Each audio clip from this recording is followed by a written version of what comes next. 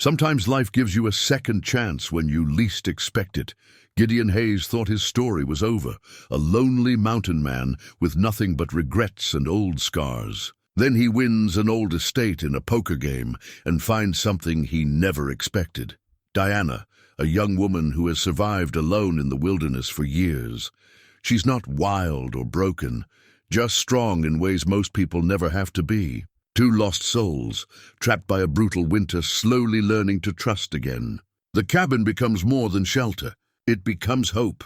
But what secret about the estate will change everything they thought they knew? Before we jump back in, tell us where you're tuning in from, and if this story touches you, make sure you're subscribed, because tomorrow I've saved something extra special for you.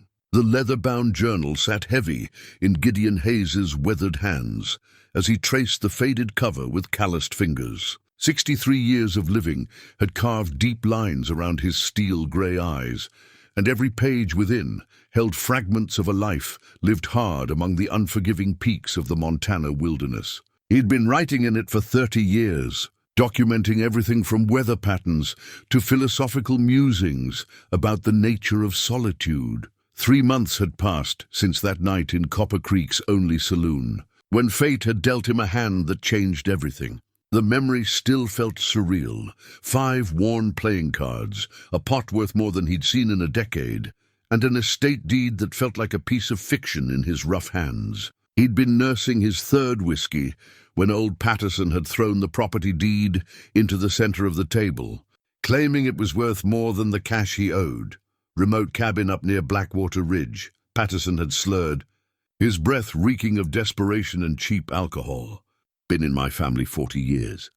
Good hunting land, maybe some mineral rights. Take it or leave it. Gideon had studied his cards, a full house, kings over 8s, and felt something stir in his chest that might have been hope. Or maybe just the whiskey.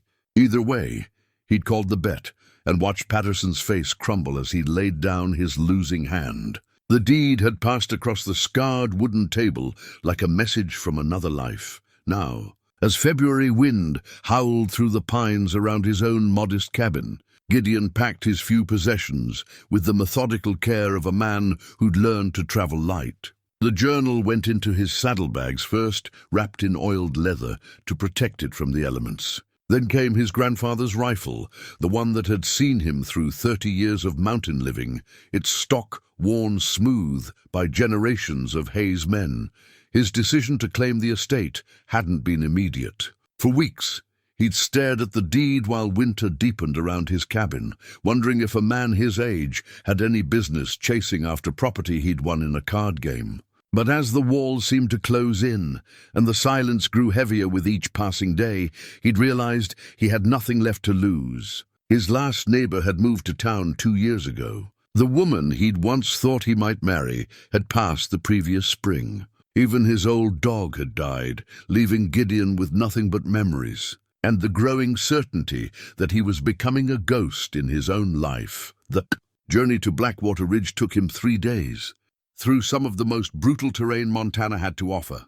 He rode his sturdy mare, Belle, while leading a pack horse loaded with supplies, enough food and gear to last through the remainder of winter, assuming the cabin was habitable. The deed described the property as rustic but sound, which in Gideon's experience could mean anything from needs a new roof to pile of rotting lumber. On the 2nd day, he encountered a trapper heading down from the high country who warned him about the weather moving in from the west. "Big storm coming," the man had said, his breath forming clouds in the bitter air. "Might want to hole up somewhere for a few days when it hits." Gideon had thanked him and pressed on. He'd weathered countless storms in his lifetime and had learned to read the signs in the sky, the behavior of animals, the way the wind shifted and carried the scent of snow. This one would be fierce, but he'd faced worse. By the 3rd morning, he could see smoke. The thin grey column rose from somewhere ahead, barely visible against the overcast sky. Gideon reined in Belle and studied the landscape before him. According to the deed, his property lay just beyond the next ridge, in a small valley that had once supported a logging operation. The smoke could mean anything: hunters, travelers. or squatters who'd found shelter in what they assumed was an abandoned cabin. As he crested the ridge, the full scope of his inheritance spread out below him. The cabin sat in a natural clearing beside a frozen creek, larger than he'd expected and clearly well-maintained. Smoke rose steadily from the stone chimney, and he could see fresh-cut wood stacked neatly against the south wall. Someone had been living here, and they'd been doing it with care and intelligence. Gideon's first instinct was anger. He'd traveled 3 days through brutal cold to claim property that was rightfully his, only to find it occupied by some squatter who'd probably been living rent-free for months. But as he studied the scene more carefully, his irritation gave way to curiosity. The person below had clearly put real work into maintaining the place. The roof looked solid, the windows were intact, and the surrounding area showed signs of thoughtful stewardship rather than careless occupation. He urged Bell down the slope, his grandfather's rifle within easy reach but not drawn. As they approached the cabin, he noticed other details that spoke of long-term habitation. A small garden plot, dormant now but carefully tended. Animal tracks leading to and from what looked like snare lines. Someone wasn't just squatting here, they were homesteading. The cabin door opened before he reached the hitching post. She stood in the doorway like something from another century, wrapped in a patchwork coat that had seen better years but was clearly well cared for. Her dark hair was pulled back in a practical braid, and her brown eyes held the kind of steady wariness that came from living alone in dangerous country. She couldn't have been more than 25, but there was something in her bearing that spoke of hard-won maturity. "You lost, mister." Her voice carried no fear, only the cautious politeness of someone prepared for trouble, but hoping to avoid it. Gideon dismounted slowly, keeping his hands visible. "Name's Gideon Hayes. I believe I own this property." She didn't flinch, didn't step back, didn't show any of the shock he'd expected. Instead, she studied him with the same careful attention he'd seen in experienced hunters, sizing up unfamiliar game. "You have papers to prove that?" He reached into his coat and withdrew the deed, unfolding it carefully.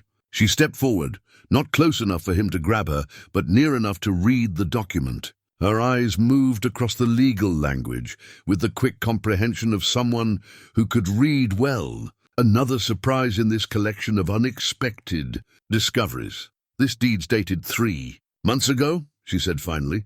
"Won it in a poker game in Copper Creek from a man named Patterson. Something shifted in her expression at the name, a tightening around her eyes that spoke of recognition and perhaps old pain. Patterson. She spoke the name like it left a bad taste.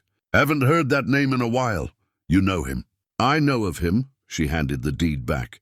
"I suppose you'll be wanting me gone then." The matter-of-fact way she said it caught him off guard. No pleading, no anger, no attempt to negotiate. Just quiet acceptance of what seemed to her an inevitable conclusion. "Where would you go?" The question came out before he'd fully formed the thought. She shrugged, a gesture that tried to convey indifference, but didn't quite hide the deeper concern underneath. "Somewhere else. Always somewhere else for folks like me. Folks like you. Folks without papers. Without claims. Without family to speak for them." Gideon looked past her into the cabin, where he could see the glow of a well-tended fire and the neat organization of someone who'd made a real home from basic materials. The storm the trapper had warned him about was building in the western sky, dark clouds pregnant with snow that would make travel impossible for days. "Storm coming," he said. "I know. Big one, by the look of it. Might be we should discuss this inside. After it passes." She studied him for a long moment, taking his measure the way a person learned to do when their survival depended on reading strangers correctly. Whatever she saw in his weathered face and steady grey eyes must have satisfied her, because she stepped aside. "Coffee's hot," she said. "Such as it is." Gideon tied Bell and the pack-horse to the hitching post and unloaded his immediate supplies. As he worked, he could feel her watching him, cataloguing his movements and equipment with the sharp attention of someone for whom observation meant the difference between safety and danger. The coffee, When she poured it was bitter but hot, made from grounds that had clearly been stretched to last as long as possible. She handed him the cup without ceremony and settled into a chair across from the small wooden table that dominated the cabin's main room. "How long have you been here?" he asked. 2 years, give or take. Alone. "Now I am." The simple answer carried weight that spoke of loss and abandonment, though she offered no details and he didn't press. Outside, the first snow began to fall. Diana rose from her chair and moved to the window, her bare feet silent on the wooden floor. She studied the snowflakes with the focused attention of someone whose life depended on reading weather patterns correctly. Near her feet lay a collection of handmade snare traps, their wire loops and wooden triggers speaking of countless hours of careful craftsmanship and field testing. "This storm's going to last 3 days," she said without turning around. "Maybe 4. Gideon set down his coffee cup and followed her gaze. The snow was falling harder now, fat flakes that caught what little light remained in the afternoon sky. He'd seen enough Montana winters to recognize the signs of a serious blow, the particular weight of the clouds, the way the wind had suddenly stilled, the eager way the snow was already beginning to accumulate. "You seem certain about that.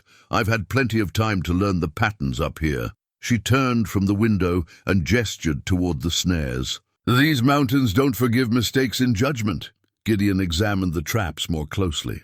They were ingeniously designed, each one crafted to target specific animals with minimal waste of materials. The triggers were sensitive enough to catch rabbits, but strong enough to hold larger game. Someone had taught her well, or she'd learned through hard necessity. "Who showed you how to make these?" "My grandfather before he died. Rest I figured out myself." She picked up one of the snares and tested its mechanism with practiced fingers. "You learn fast when it's learn or starve. Your family lived up here?" Diana's hands stilled on the trap. For a moment Gideon thought she wouldn't answer.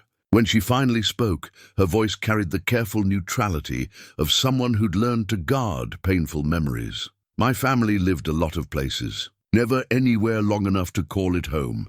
She set the snare back down. 2 years ago, I was traveling with a group heading west. Traders, they called themselves, though I had my doubts about some of their business. We got caught in an early blizzard, and they decided to winter here. And then, come spring, they decided I was more trouble than I was worth. Too many mouths to feed, they said. Left me with a bag of salt pork and a promise they'd send help when they reached the next town. Gideon felt something cold settle in his stomach that had nothing to do with the weather. "They abandoned you?" "People do what they have to do to survive." Diana's tone remained matter-of-fact, but Gideon caught the flash of old hurt in her eyes. "I made my choice to trust them. They made their choice to leave me behind. You were alone here for 2 winters. Not alone exactly. These mountains are full of life, if you know how to look for it. And I had the cabin to keep me warm, the creek for water. I learned to set snares, to identify which plants were safe to eat, which roots would keep through winter storage." She moved to a wooden crate near the fireplace and lifted the lid, revealing rows of dried berries, preserved meat, and carefully wrapped bundles of roots and herbs. "I learned to be sufficient." Gideon studied her supplies with growing respect. This wasn't the desperate hoarding of someone barely surviving. It was the methodical preparation of someone who'd mastered their environment. Every item was properly preserved, efficiently stored and organized for easy access. She'd done more than survive. She'd created a sustainable life. "The property deed I have, it's legal and binding," he said carefully. "But I'm curious about something. The man who lost this place to me, Patterson, seemed to know more about it than he let on." "You said you recognized the name."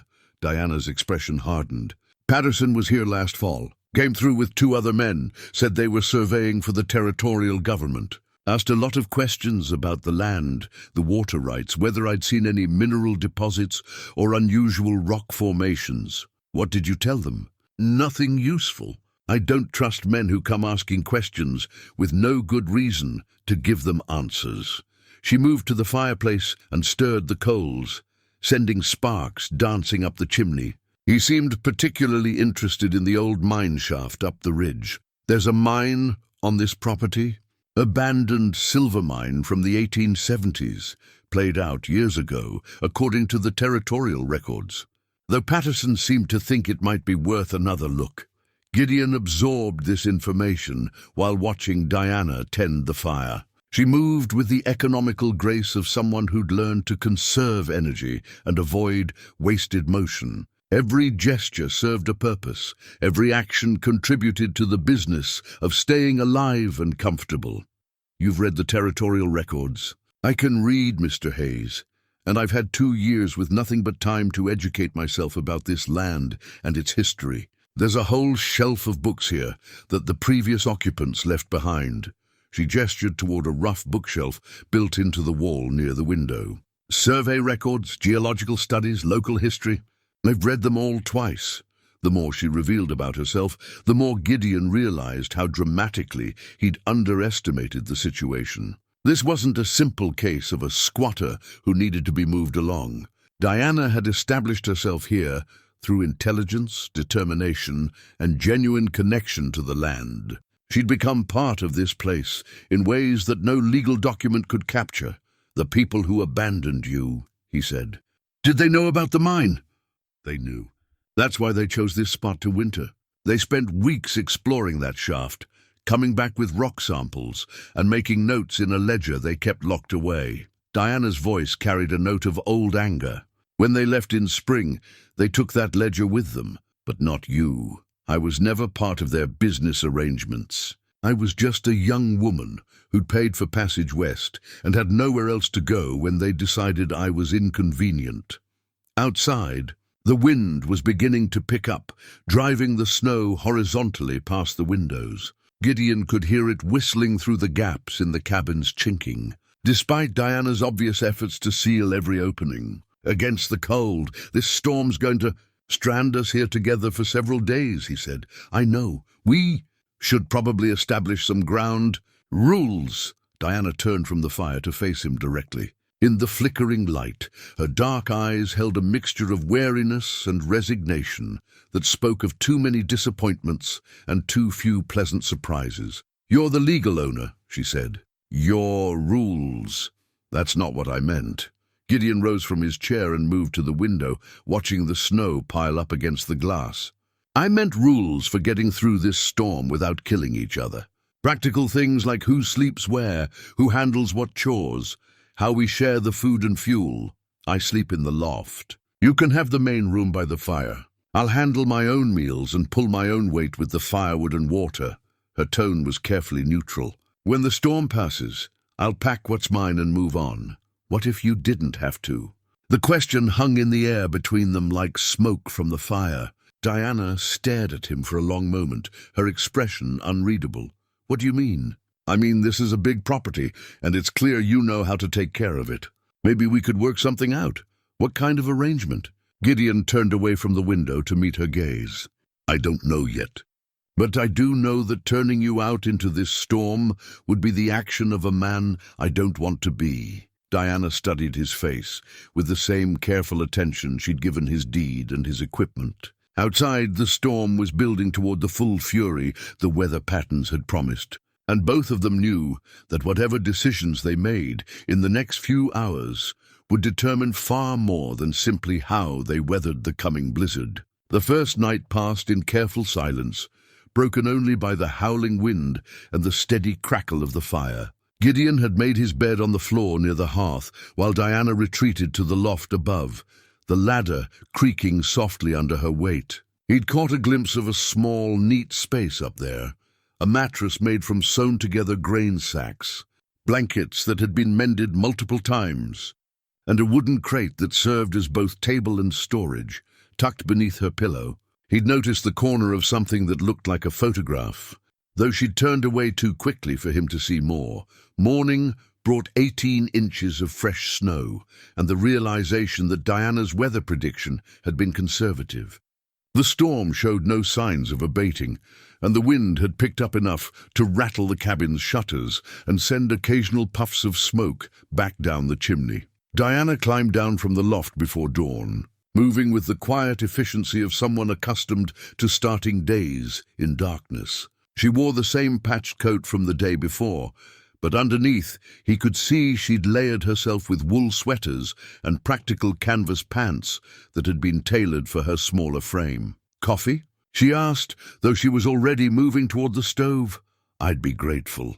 She worked without speaking, stoking the fire and setting water to boil with movements that spoke of long practice. Gideon watched her navigate the small space, noting how she'd organized everything for maximum efficiency. Tools hung from pegs driven into the walls. Food supplies were stored in sealed containers to keep out mice. Even her few personal belongings had designated places that kept them accessible but out of the way. "You've made this place into a real home," he said. Diana glanced up from the coffee pot.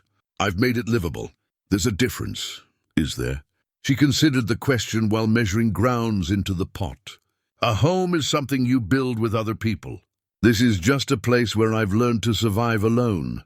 Gideon felt the weight of that distinction. He thought about his own cabin, abandoned now for this journey, and realized it fell into the same category as Diana's refuge, a place of solitary survival rather than shared belonging. "The photograph in your loft," he said carefully. "Family?" Diana's hands stilled on the coffee pot. For a moment he thought she'd refuse to answer, but then she reached into her coat pocket and withdrew a small, water-damaged photograph. She set it on the table between them without explanation. The image showed a younger Diana, perhaps 15 or 16, standing between an older man and woman in front of a simple farmhouse. All three were smiling, and Diana's face held a lightness that was completely absent from the woman he'd met yesterday. The photograph had been kept with obvious care, despite the damage around its edges. "My grandparents," she said, "raised me after my parents died in a cholera outbreak when I was 8. They looked like good people. They were. Taught me everything useful I know about living off the land, reading weather, understanding what the mountains could provide and what they'd take from you if you weren't careful." Diana traced the edge of the photograph with one finger.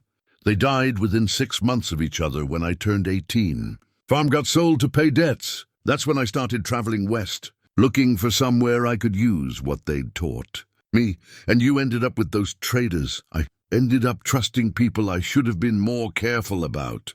She tucked the photograph back into her pocket. "Won't make that mistake again." Gideon heard the warning in her words and respected it. Trust, once broken, took time and proof to rebuild. He poured himself coffee and settled back in his chair, content to let the conversation find its own pace. "Your grandfather's rifle," Diana said, nodding toward where he'd propped the weapon near the door. "Military issue?" "Spanish-American War. He carried it in Cuba, then brought it home and used it to feed his family for 30 years. Passed it to my father, who passed it to me. You serve. Some, nothing as dramatic as Cuba. Mostly kept the peace in mining towns and railroad camps." Gideon sipped his coffee and studied Diana's face. "You know weapons. Enough. My grandfather made sure I could handle myself with rifle and pistol both. Said a woman alone needed to be able to protect what was hers. Smart man. He was. Right about most things, including people." Diana moved to the window and checked the storm's progress. "This is going to get worse before it gets better. We should check the animals and make sure we have enough firewood staged close to the cabin." Gideon followed her outside into the driving snow. The cold hit like a physical blow, and he had to admire Diana's practical assessment of their situation. She led him to a lean-to shelter behind the cabin where she'd built windbreaks for the animals and stored several cords of split wood within easy carrying distance of the door. "You planned for this," he said, raising his voice over the wind. "I plan for everything I can think of. The mountains don't give you second chances for poor preparation. They work together to secure loose items and move additional firewood closer to the cabin." Diana demonstrated a knowledge of storm management that impressed him. She knew how to read wind patterns, to predict where snow would drift, how to protect the animals from the worst of the weather, and how to conserve fuel while maintaining adequate heat. "Where'd you learn all this?" he asked as they stacked wood under the eaves. "Trial and error, mostly. Lost a lot of firewood to poor storage my first winter. Nearly froze to death before I figured out how to manage the drafts in this cabin." She paused in her work to study the sky. Also had help from some of the local trappers. They'd stop by occasionally, share information about weather patterns and survival techniques. Local trappers still come around. Not so much anymore. Last few months, they've been avoiding this area. Something spooked them, though none of them would say what. Gideon filed that information away as they finished their preparations and returned to the cabin's warmth. As Diana rebuilt the fire, he found himself studying her with growing respect. She moved through these tasks with the confidence of someone who'd mastered her environment through necessity and intelligence rather than luck or outside help. "Diana," he said as she hung her coat on its peg, "about our arrangement while we're stormbound, I want you to know I'm not expecting anything from you beyond basic courtesy and cooperation." She turned to look at him directly. "I appreciate you saying that clearly, and when this storm passes, we'll figure out something fair regarding the property. I didn't come here to turn anyone out of their home. This isn't my home, Mr. Hayes. It's your property, and I'm just someone who's been living on it without permission.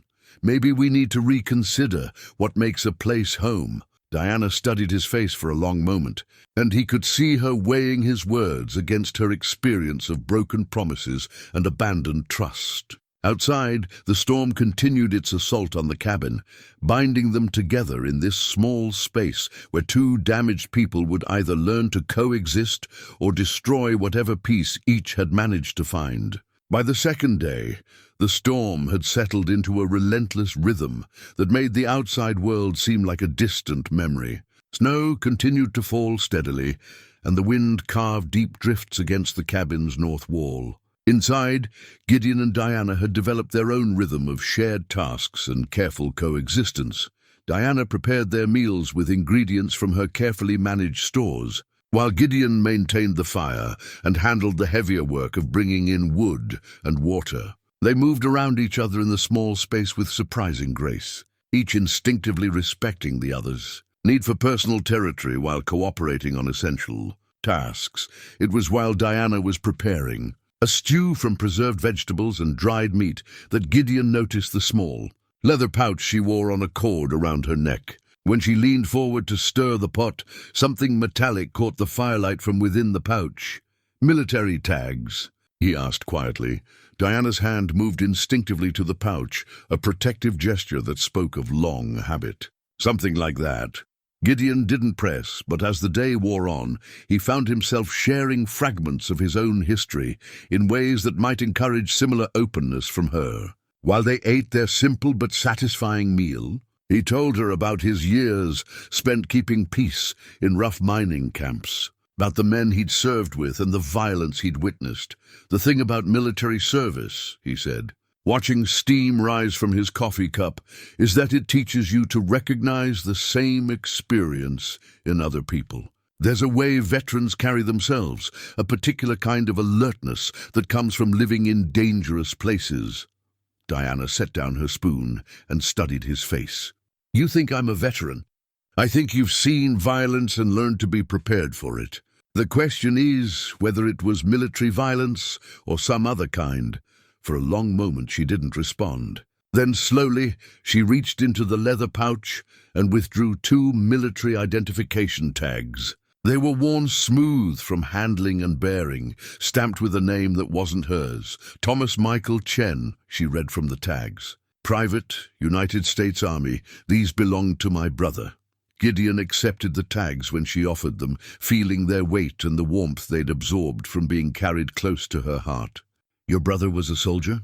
"For 3 years. Served in the Philippines during the uprising. Came home changed in ways that none of us understood." Diana's voice carried the careful control of someone speaking about profound loss. The war had gotten into his head somehow. He'd wake up screaming, couldn't bear loud noises, jumped at shadows that weren't there. Shell shock. I've seen it in other men. We didn't know what to call it then. We just knew Thomas wasn't the same person who'd left for the war. Diana took the tags back and held them in her cupped palms. He tried to settle back into farm life, but the quiet seemed to make it worse somehow. Said he needed to keep moving, needed to find someplace where the war couldn't follow him, so he headed west. We all did. Thomas, me, and our grandparents. Thought maybe a fresh start in new country would help him find peace. Diana returned the tags to their pouch. But the war traveled with him no matter how far we went. One morning, about 6 months into our journey, we woke up and found he'd taken his rifle and walked out into the wilderness. Never came back. Gideon felt the weight of that revelation settle between them.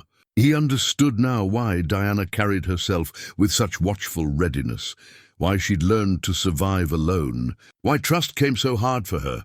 Your grandparents must have been devastated. Losing Thomas broke something in them that never healed. They died within the year, and suddenly I was alone, with nothing but what I could carry, and the knowledge they'd taught me about surviving in hard country. Diana stared into the fire. That's when I fell in with those traitors. I was grieving and scared and willing to trust anyone who offered security, and they abandoned you here. They saw an opportunity to winter somewhere comfortable and used me to justify stopping. When spring came and they were ready to move on, I'd become inconvenient baggage. Diana's voice carried no self-pity, only the matter-of-fact acceptance of someone who'd learned to expect disappointment. I've been carrying Thomas's tags ever since, trying to understand what he was looking for when he walked away from us. Gideon stared at the fire, processing this new understanding of the woman across from him. She wasn't just a survivor. She was someone who'd lost everyone she'd ever loved to war, death, and abandonment. The fact that she'd managed to build any kind of life for herself in this isolated place spoke to a strength of character that demanded respect. You think he found peace? Gideon asked. I hope so. I'd like to think he found some quiet place where the war couldn't reach him anymore. Diana rose from her chair and moved to the window, checking the storm's progress. Sometimes I wonder if that's what I'm really doing here, looking for the same kind of peace he was searching for. And have you found it? Some days, when the work is good and the mountains are quiet and I can go whole hours without thinking about everything I've lost. She turned back toward him. What about you, Mr. Hayes? What brought you to that poker game where you won this place? Gideon considered the question, recognizing it as a fair exchange for the personal history she'd just shared. Same thing that brought your brother west, I suppose. Looking for some place where the past can't follow so easily. What past are you running from? 30 years of watching other people build families and communities, while I convinced myself I preferred solitude. 30 years of choosing safe distance over the risk of getting hurt again. Gideon met her eyes. I came here because I was tired of being alone with my regrets. Diana studied his face in the firelight, and he could see her weighing his words against her own experience of loss and isolation. Solitude's safer, she said finally. But it's not the same thing as peace. No, Gideon agreed. It's not. Outside, the storm continued its relentless assault, but inside the cabin, something had shifted between them. The careful politeness of strangers had given way to the tentative recognition of two people who'd each paid hard prices for their survival and might, perhaps, be ready to consider what it would mean to stop running from their respective pasts. The third morning brought the first hint of clearing skies, though the wind still drove snow across the landscape in shifting patterns that spoke of winter's reluctance to release its grip.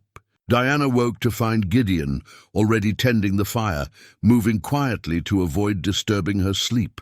He'd proven himself considerate in the small ways that mattered when two people shared limited space. He kept his belongings organized, helped with meals without being asked, and respected her need for privacy while remaining genuinely companionable. After breakfast, she led him to a wooden crate near the back wall of the cabin and lifted the lid to reveal something unexpected, a hand-carved chess set, the pieces worn smooth from handling and stained dark with age and careful use. My grandfather carved these during the winter. I turned 12, she said, running her fingers over the knight's mane. Said a person needed something to occupy their mind during the long months when outdoor work wasn't possible. Gideon examined the craftsmanship with obvious appreciation. Each piece had been carved with remarkable detail.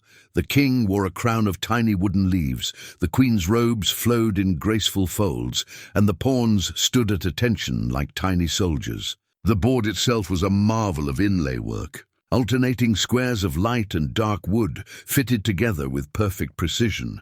He was an artist, Gideon said. He was a man who understood that surviving winter required more than just staying warm and fed. You had to keep your mind sharp and your spirit engaged, or the isolation would eat away at you from the inside. Diana set up the board on the small table between their chairs. You play? Some. Been a while, though. Good. I haven't had a real opponent in 2 years. They played their first game slowly, feeling out each other's style and strategy. Diana favored patient, defensive positioning, building careful protection around her pieces before committing to any aggressive moves. Gideon played with the methodical approach of someone who thought several moves ahead but wasn't afraid to take calculated risks. As they played, their conversation ranged over topics that felt safer than the personal revelations of the previous day. Diana shared her knowledge of the local plant life, describing which roots and berries were safe to eat, which herbs had medicinal properties, and how to identify the signs that indicated where to find fresh water even in the depths of winter. The indigenous people who lived here before the settlers arrived, they understood this land in ways most white folks never will, she said, moving her bishop to defend against Gideon's advancing rook. I found some of their old campsites up in the high meadows, places where they'd return year after year because they knew exactly what the land could provide in each season. You've explored the entire property, most of it. Took me the better part of my first summer to walk all the boundaries and understand the lay of the land. Diana captured one of his pawns with a move he hadn't seen coming. There are places up there that take your breath away, hidden valleys, where the wildflowers grow so thick in spring that you can smell them for miles. Creek beds lined with stones that look like precious gems when the water runs clear. Gideon found himself drawn into her descriptions, recognizing in them the deep connection to place that came from careful observation over time. She spoke about the mountains the way other people talked about beloved family members, with intimate knowledge of their moods and habits, their generous moments and their dangerous ones. You talk about this place like you love it, he observed. I suppose I do. It's the first place I've lived where I felt like I belonged rather than just passing through. Diana studied the chessboard, considering her next move. These mountains don't care about your past or your mistakes. They only care about whether you're smart enough and tough enough to earn your place among them, and you've earned your place. I've learned to read their signs and respect their power. I've found ways to take what I need without taking so much that I damage what provides for me. She moved her queen into a position that suddenly put Gideon's king in serious jeopardy. Check. He studied the board with new respect for her tactical abilities. You've been hustling me. I've been playing chess. You assumed I wouldn't be very good at it because I'm a woman living alone in the wilderness.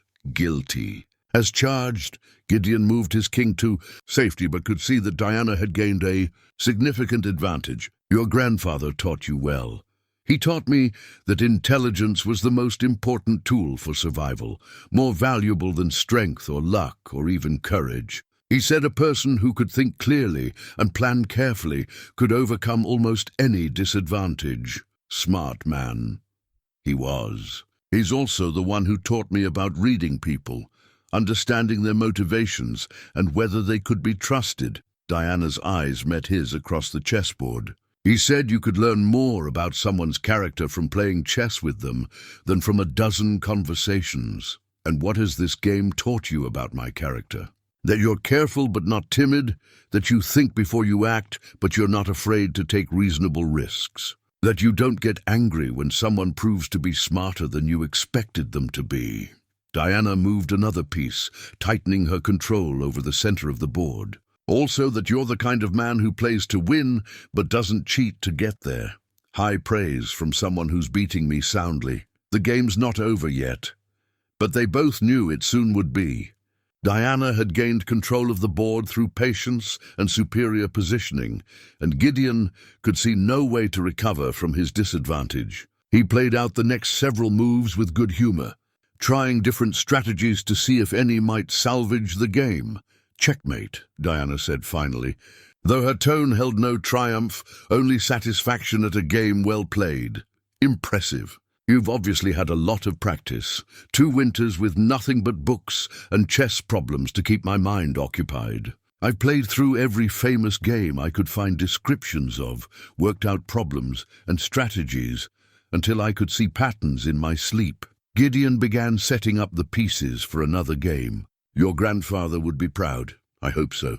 Everything I've accomplished here, I've tried to do in ways that would honor what he taught me about living with integrity and intelligence." As they began their second game, Gideon found himself thinking about the remarkable woman across from him. She'd taken the worst kind of abandonment and transformed it into an opportunity to build something meaningful.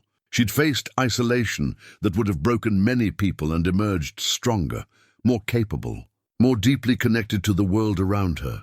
"Diana," he said, as she opened with a move he didn't recognize, "what do you think about when you imagine your future?" Diana's question about the future hung between them as she considered her opening move. When she finally spoke, her voice carried the careful tone of someone who'd learned not to hope too openly for things that might be taken away. "I think about seasons, mostly.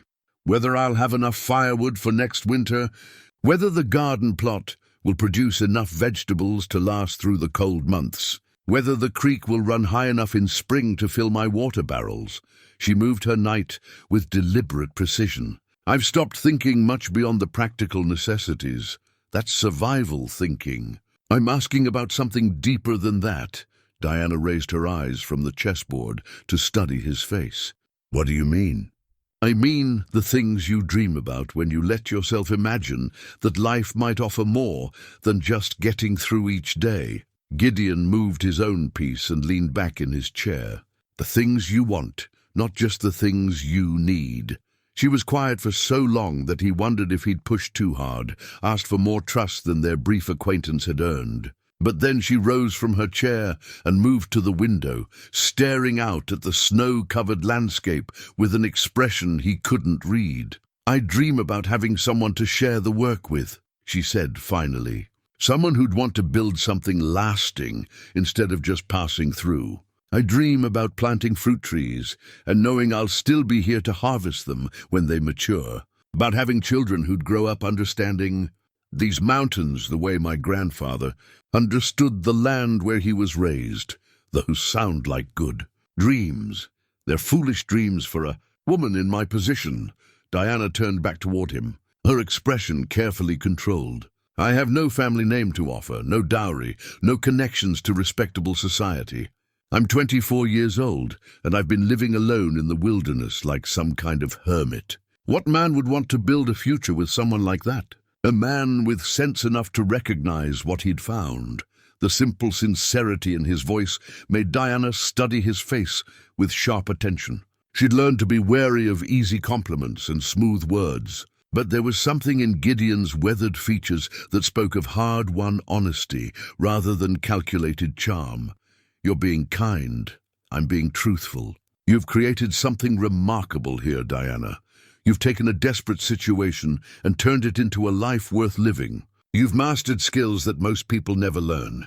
And you've done it all while maintaining your dignity and your principles."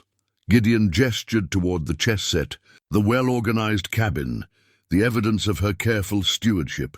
Any man worth having would see all of that and count himself lucky. Diana returned to her chair, but didn't immediately resume the game. Instead, she reached into her coat pocket and withdrew a small object wrapped in faded cloth. When she unwrapped it, Gideon saw a simple wooden box, no larger than his palm, with intricate carving covering every surface. "My grandfather made this for my grandmother the year they were married," she said, running her fingers over the carved designs. Inside, he put letters he'd written to her during their courtship. Pressed flowers from their wedding bouquet, small treasures that marked important moments in their life together. She opened the box to reveal a collection of papers, dried flowers and small keepsakes that spoke of a love story spanning decades. The letters were tied with ribbon that had once been white, but had faded to cream with age. The flowers were brittle now, but had been preserved with obvious care. After they died, I found this hidden in their bedroom. I read the letters. I know I shouldn't have. But I was so lonely and missing them so much that I needed to understand what they'd meant to each other. Diana lifted one of the letters from the box and held it gently. He wrote to her about building a life together, about creating something that would last beyond their own lives, about love being more than just feeling, about it being a choice to keep building something beautiful even when times were hard. They sound like wise people. They were. And reading those letters taught me something important about what I really want from life. Diana returned the letter to the box and closed the lid carefully. I don't want to just survive anymore, Gideon. I want to build something that matters, something that would make my grandfather proud of the woman I've become. What kind of something? A real homestead, gardens and orchards and maybe some livestock. A place where I could use everything my grandparents taught me about living in harmony with the land. A place where children could grow up, learning to read the weather and identify edible plants and understand that the earth will provide for you if you treat it with respect. Gideon felt something stir in his chest that he hadn't experienced in years, the feeling of possibility, of hope for a future that included more than just solitary survival. That sounds like a fine dream. It's more than a dream now. Diana opened the box again and withdrew a folded paper from beneath the letters. I've been working on plans for the property, thinking about how to develop it sustainably. Look, she unfolded the paper to reveal a detailed map of the area, drawn in careful pencil with notes and measurements covering every inch. Gideon could see proposed locations for expanded gardens, areas marked for potential orchards, sites identified for livestock shelters and food storage buildings. You drew this? Over the past year, as I learned more about the land and what it could support. See here? She pointed to an area near the creek. This would be perfect for a larger vegetable garden. The soil is rich, it gets good sun exposure, and it's close enough to the water source for easy irrigation. And this area? Gideon indicated a section she'd marked with different symbols, grazing land for goats or sheep. The grass is good there, and it's naturally fenced by those rock formations. We could... She stopped abruptly, color rising in her cheeks. I could manage a small herd there without much additional fencing. You said we... I misspoke. Did you?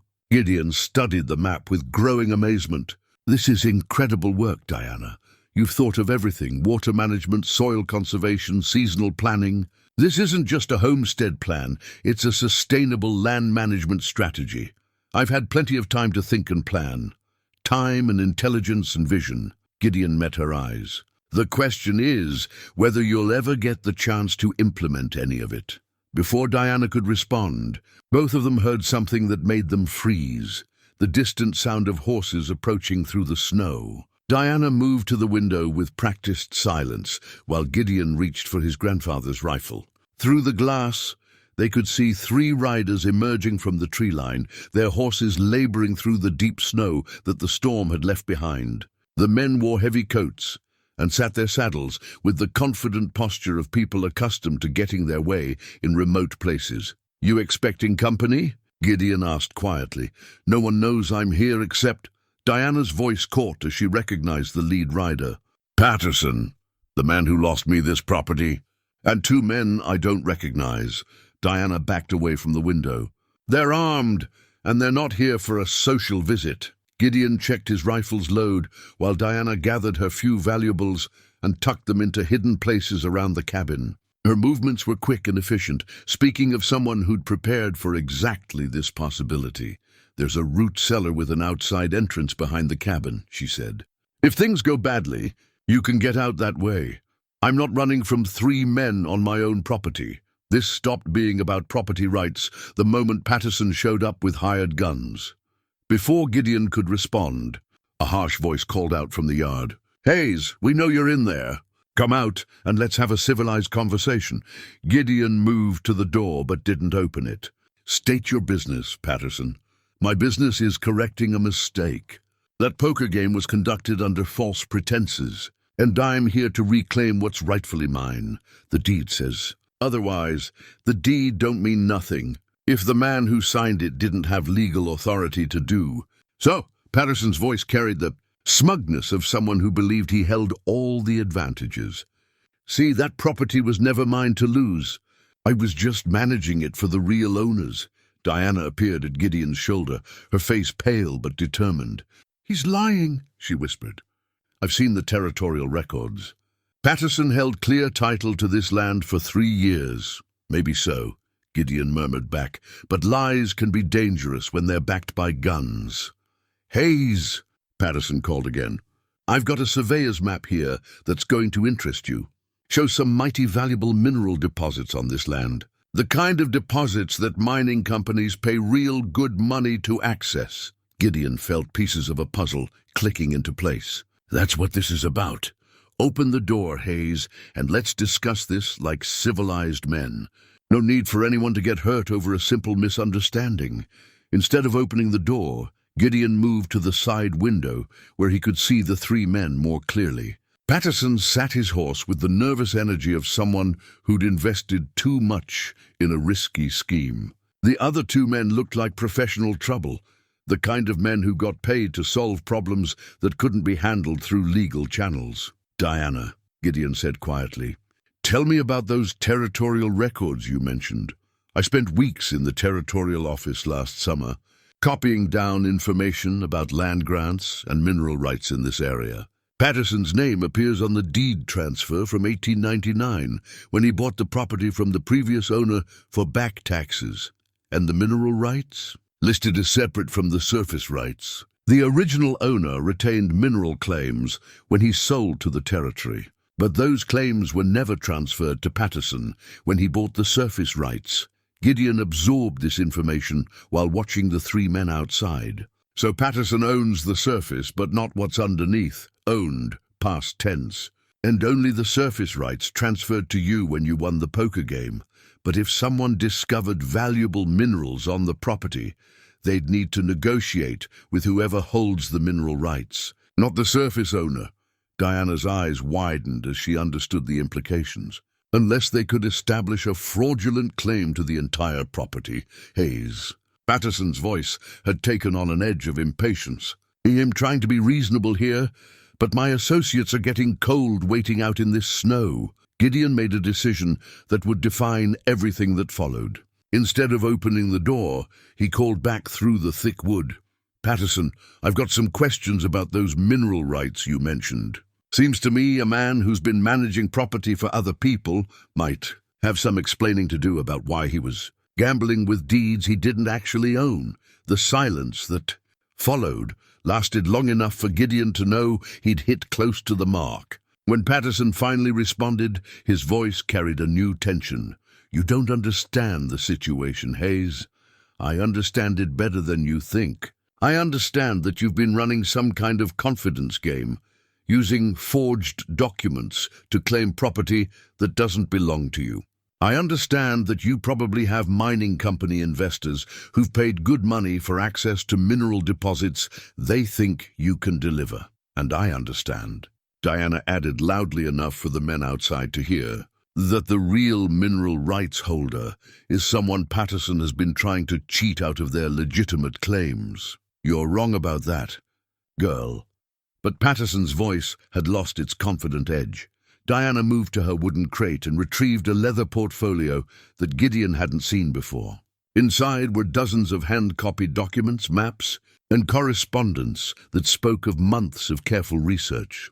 The mineral rights to this property, she said, reading from one of the documents, were retained by Marcus Blackthorne when he sold the surface rights to the territory in 1897. Upon Blackthorne's death in 1903, those rights passed to his only surviving heir, his daughter, Margaret Blackthorne Chen.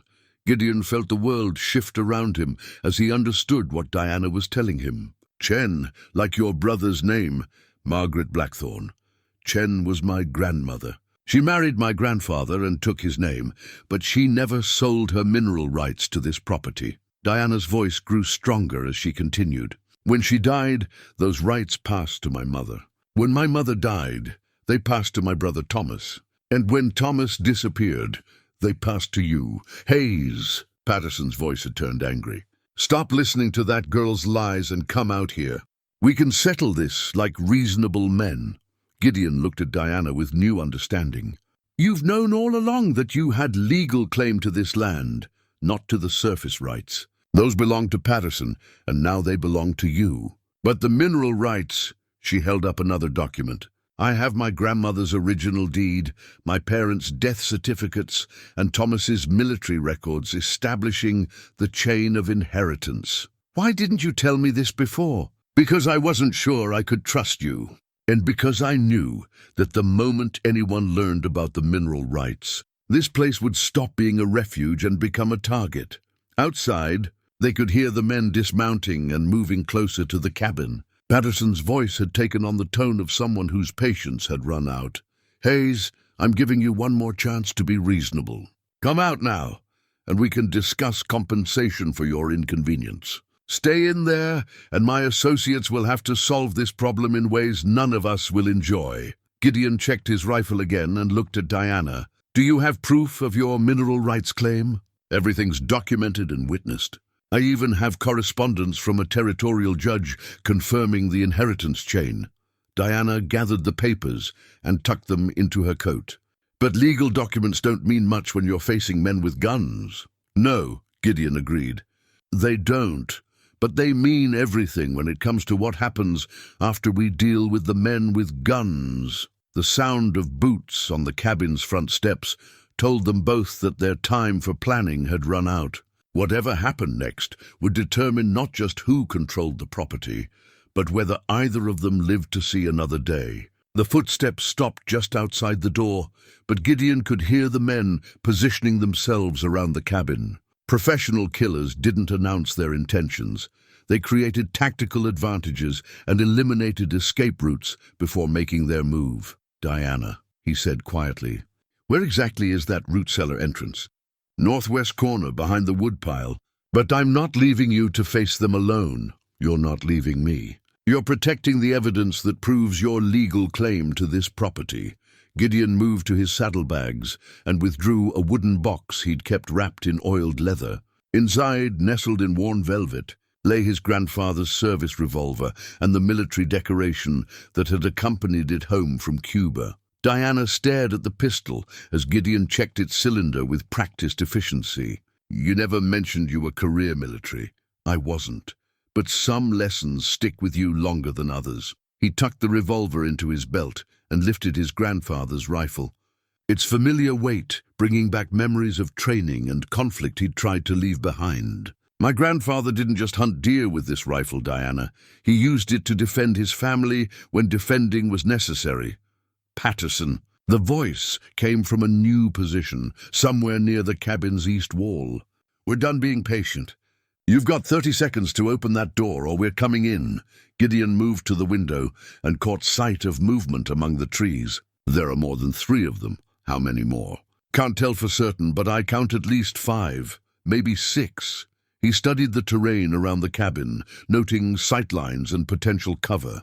They've got us surrounded, but they don't know the land the way you do. What are you thinking? I'm thinking they expect us to either surrender or hole up in here like trapped animals. They're not expecting a fighting retreat through terrain that favors someone who knows every tree and boulder. Gideon looked at Diana directly. But that only works if one of us creates a distraction while the other escapes with the evidence. And you're volunteering to be the distraction. I'm volunteering to be the one who stays and fights while you get those documents to someone who can enforce your legal rights. Diana was quiet for a moment, and when she spoke, her voice carried a new determination. There's another option. What kind of option? She moved to the fireplace and reached up into the chimney, withdrawing a leather satchel that had been hidden above the flue. Inside were items that made Gideon reassess everything he thought he knew about Diana's time alone in the mountains. carefully wrapped bundles of what looked like mining explosives, coils of fuse wire, and detailed maps showing the location of every tunnel and shaft in the old silver mine. Where did you get dynamite? From the mine itself. The previous owners left cases of it in the lower tunnels, probably figuring it was too dangerous to transport when they shut down operations. Diana began checking the condition of the explosive charges with surprising expertise. I've spent 2 years learning every inch of those tunnels, mapping every passage, and understanding exactly how they connect to the surface. You're talking about bringing down the mine. I'm talking about removing the thing they came here to steal. No accessible mine, no mineral extraction, no reason for Patterson's investors to keep funding his operation. Diana's hands moved with steady precision as she prepared the charges. And I'm talking about creating enough noise and confusion to give us both a fighting chance. That's incredibly dangerous. So is facing 6 armed men with nothing but a rifle and a prayer. Diana stood and shouldered the satchel. The main tunnel entrance is about 200 yards up the ridge. If I can reach it without being seen, I can set charges that will collapse the primary access shaft and most of the connecting passages. And if they catch you before you reach the mine, then you'll hear gunshots and you'll know to implement whatever backup plan you're working on. Gideon studied her face, seeing in it the same calm determination that had allowed her to survive 2 years alone in this harsh country. She wasn't proposing this course of action out of desperation. She was thinking tactically, using every advantage available to them. How long would you need? 20 minutes to reach the mine, 10 minutes to set the charges, another 20 to get back here or reach the alternate escape route through the North Ravine. That's 50 minutes total. I need to keep them occupied and in position for almost an hour. Can you do that? Gideon thought about the men outside, their positioning, their obvious confidence in their numerical advantage. I can make them believe we're both trapped in here for that long. But once those charges go off, they're going to know something's changed. By then, it won't matter. The mine will be sealed, the mineral rights will be worthless for extraction purposes, and Patterson's scheme will be finished. Assuming we both survive the next hour, Diana moved to her coat and withdrew the small leather pouch containing her brother's military tags. She held them for a moment, then placed them carefully on the table beside the chess set. Thomas spent his whole life running from fights he couldn't win. I'm not going to make the same mistake. She met Gideon's eyes. These mountains gave me a home when I had nowhere else to go. I'm not letting anyone steal that from me. Diana, time to go. She moved toward the back of the cabin, then paused. Gideon, if something happens to me, promise me you'll make sure the real story gets told. Promise me Patterson and his people won't get away with this. Nothing's going to happen to you. Promise me anyway. I promise. But I'm making you promise something too. Gideon stepped closer, close enough to see the flecks of gold in her brown eyes. Promise me you'll be careful up there.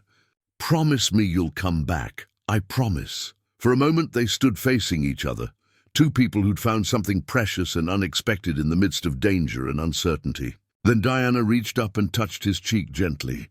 When this is over, she said, we're going to have a conversation about building something that lasts. When this is over, Gideon agreed, we're going to have a lot of conversations. She smiled then, the first truly happy expression he'd seen from her, and it transformed her face completely. Then she was moving toward the back door, her steps silent and purposeful. Hayes! Patterson's voice carried new anger. Your time's up. Open the door now, or we're coming in shooting. Gideon positioned himself near the front window and called back. You want to discuss this, Patterson? Then tell your hired guns to back off, and we'll talk like civilized men. You're in no position to make demands. I'm in a position to make your life very complicated. See, I've been looking at some interesting documents about mineral rights and inheritance laws. Turns out your claim to this property isn't as solid as you've been telling your investors. You don't know what you're talking about. I know that Diana Chen is the legal heir to the mineral rights you've been trying to steal. I know that you've been running a confidence game with forged documents and false claims. And I know that when the territorial authorities find out what you've been doing, you're going to spend a long time in federal prison. The silence that followed told Gideon that his words had hit their mark. Through the window he could see movement as the men adjusted their positions, clearly preparing for a direct assault on the cabin.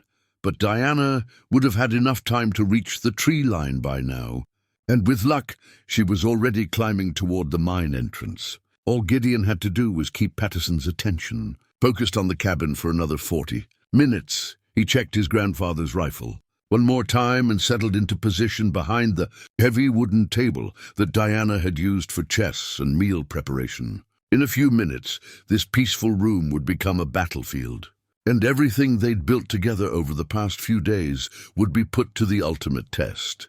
Outside, he could hear Patterson giving orders to his men, positioning them for what would either be the end of Diana's homestead dreams or the beginning of something even more remarkable than either of them had dared to imagine. The first shot splintered the cabin door just as Gideon dropped behind the overturned table. Wood fragments showered the room, and he could hear Patterson shouting orders to his men as they began their assault. Through the chaos, one thought dominated his mind.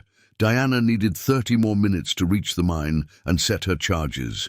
Hayes. Patterson's voice carried over the gunfire. "This ends now.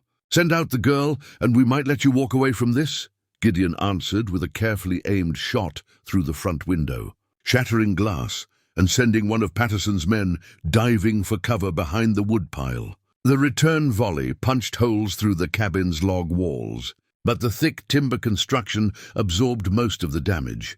28 minutes left. He moved to a new position, using the stone fireplace as cover while scanning for targets. Through the back window, he caught a glimpse of movement among the trees, Diana's dark coat barely visible as she climbed toward the ridge. She was making good time, but the men outside would spot her if any of them circled around to the cabin's rear. "You're fighting a losing battle, Hayes," Patterson called out during a brief lull in the shooting. "My people have been doing this kind of work for years. You're just one man with an old hunting rifle.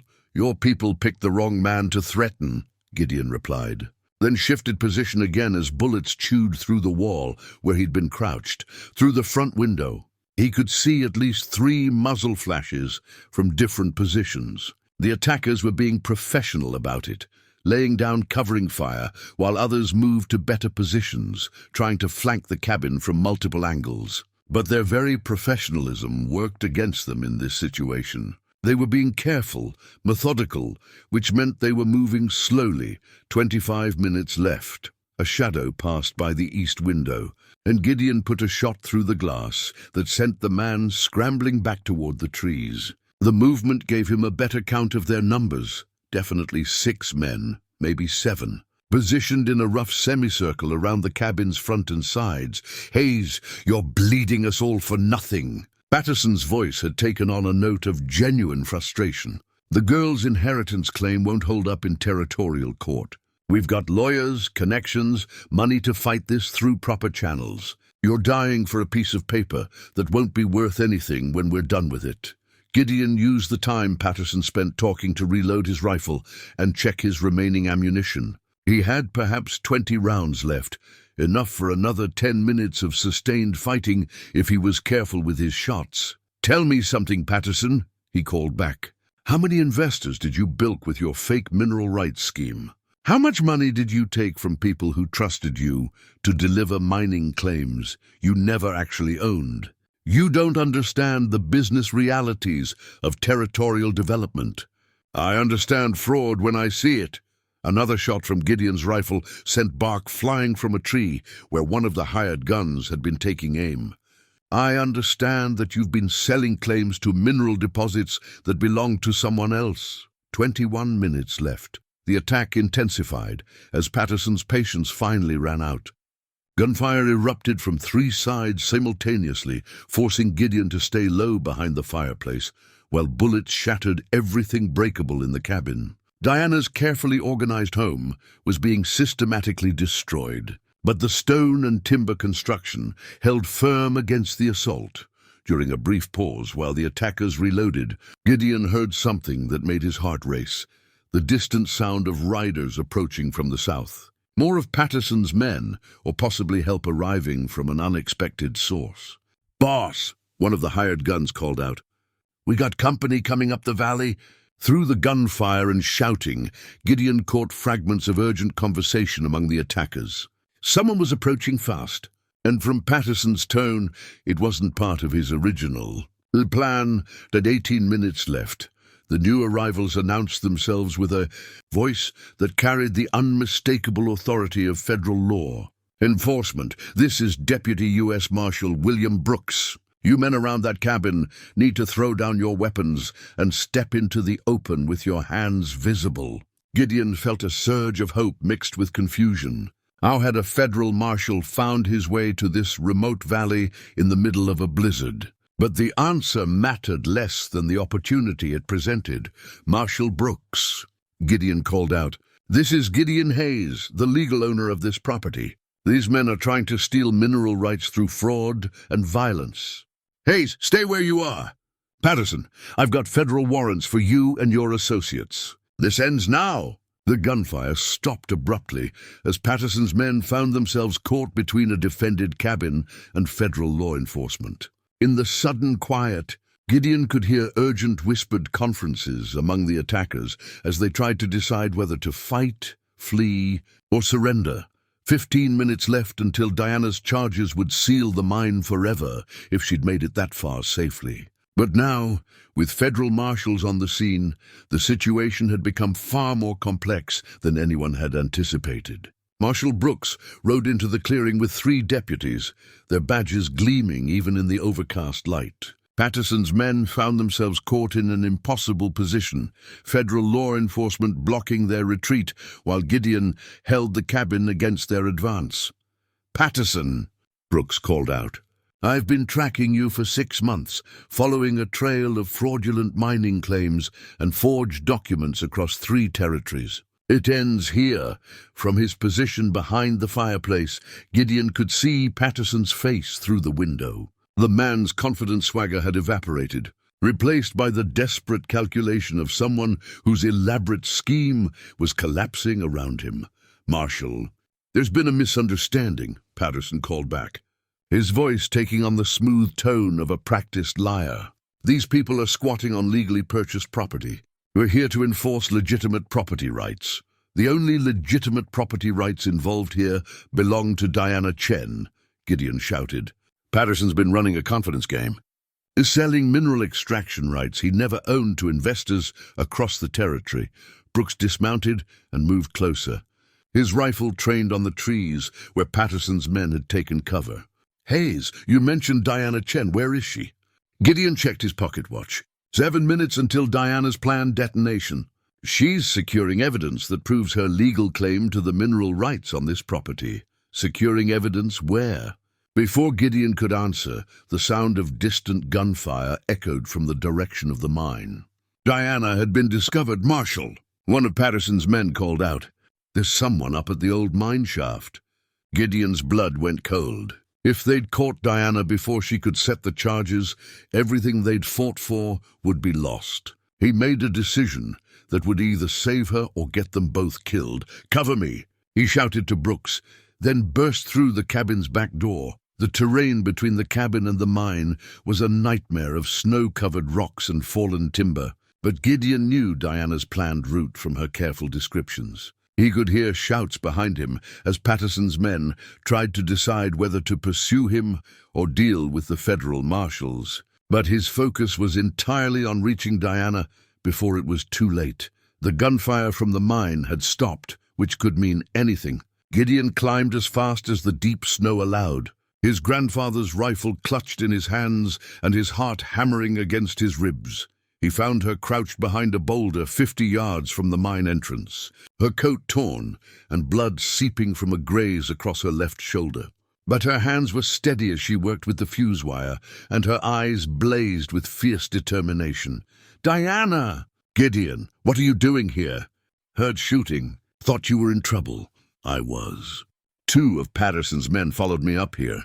I managed to lose them in the mine tunnels, but they know where I am now." She held up the prepared charges. The explosives are set, but I need 3 more minutes to run the fuse wire to a safe distance.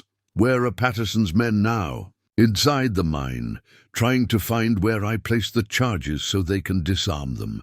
Gideon studied the mine entrance, a dark opening in the mountainside supported by heavy timber beams. If Diana's charges brought down the main tunnel, anyone inside would be trapped.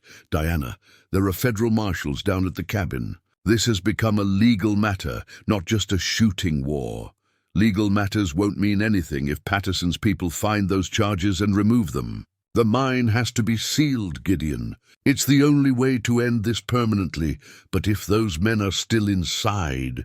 Then they made their choice, when they decided to chase me into an unstable mine shaft during a demolition operation. Diana's voice carried no malice, only the hard pragmatism of someone who'd learned that survival sometimes required terrible decisions. A shout from the mine entrance told them both that Patterson's men had found at least some of the charges. Diana's face went pale as she realized they were out of time. "Go," she said, pressing the fuse lighter into Gideon's hands. "Light the fuse and get down the mountain. Tell Marshal Brooks what happened here. I'm not leaving you, and I'm not letting Patterson steal what my family built." Diana rose from behind the boulder, her rifle ready. "Those men in the mine, they're not going to let me walk away from this. But they might hesitate to shoot if they think it could bring down the tunnel on all of us." Before Gideon could stop her, she was moving toward the mine entrance, calling out to the men inside. "This is Diana Chen. I've got 20 pounds of dynamite wired throughout these tunnels. You have 30 seconds to come out with your hands up, or I'm bringing down this entire mountain."